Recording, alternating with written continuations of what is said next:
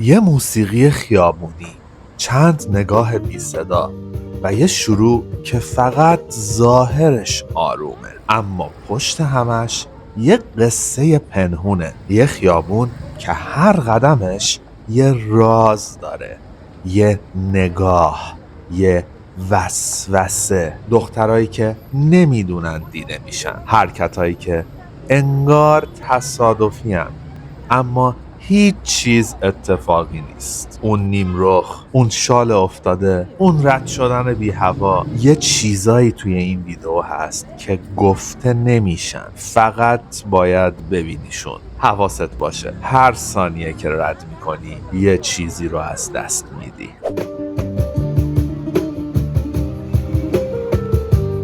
گاهی وقتا یه خیابون با یه نغمه شروع میشه. همه چیز از چند نوت ساده شروع شد.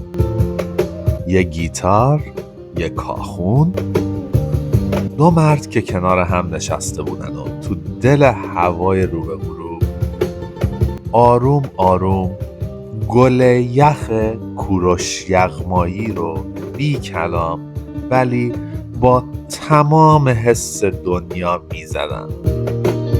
صداشون مثل بوسه این نرم روی گوش شهر بود. مردم رد می شدن، بعضیا مکس می کردن. یکی دوربین در می آورد، یکی لبخند می زد و من فقط ایستادم، محو اون لحظه، محو صدایی که گلسار رو آرومتر و دلبرانه تر کرده بود. اونجا همون لحظه یه حس بود، یه شروع لطیف برای یه غروب اغواگرانه.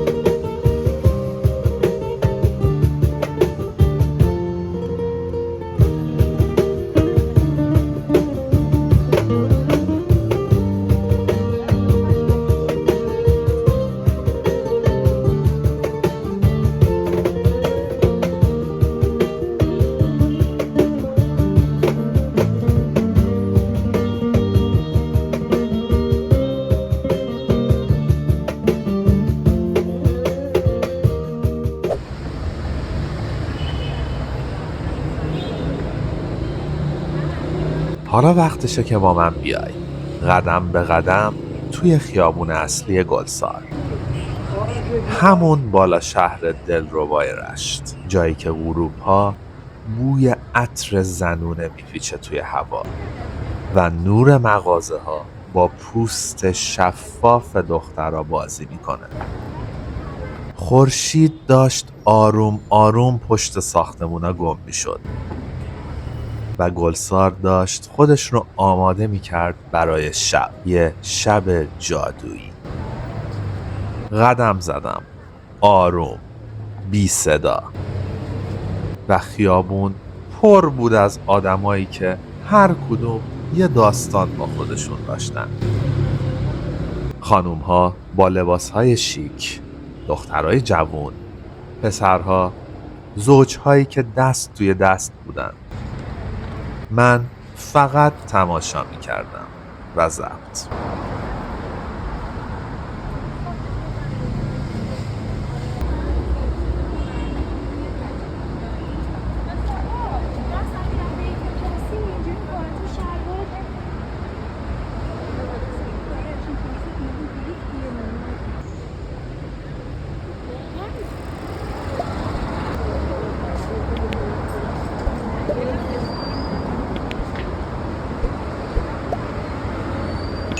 از کنار مانتو فروشی ها رد شدم، از کنار مغازه هایی که هر ویترینشون یه وسوسه است.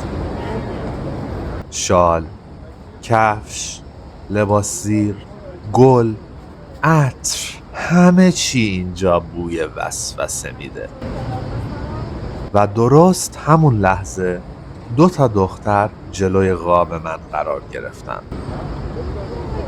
در نهایت سادگی به شکل عجیبی زیبا بودن. یکی با مانتو و شلوار گشاد سبز و موهای 2 تیکه، نیمه مشکی، نیمه طلایی. اون یکی با شمیز سفید و شلوار جین و موهای مشکی بسته شده با یه وقار زنونه خاص.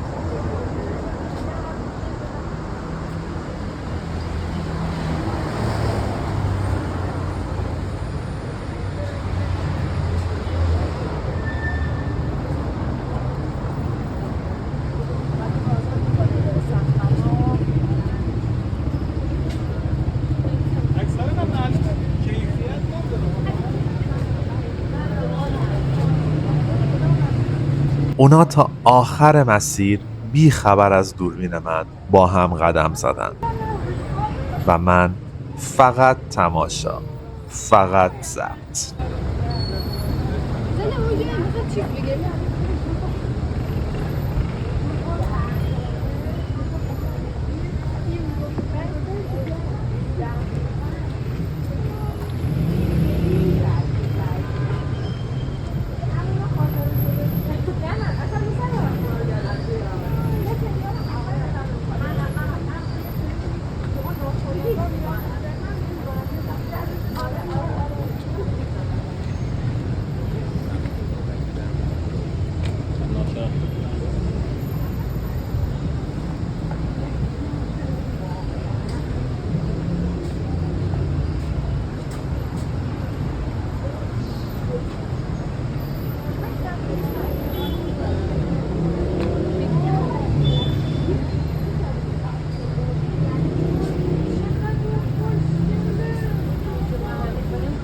مغازه ها یکی یکی رد می شدن.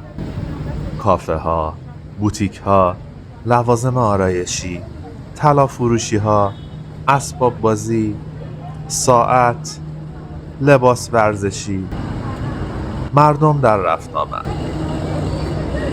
هر نگاه یه وسوسه، هر عطر یه خاطره نگفته.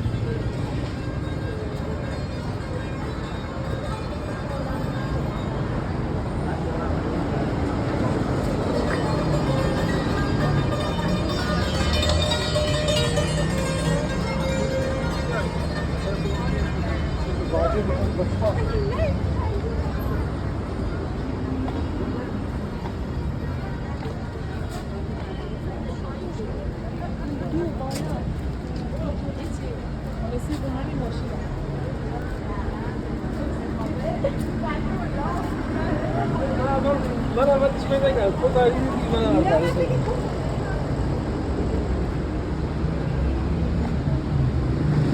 من ادامه دادم. گلسار کم کم تاریک تر می شد ولی جذابتر. صداها، نورها، حرکتها همشون یه ملودی اغواگر رو می ساختن.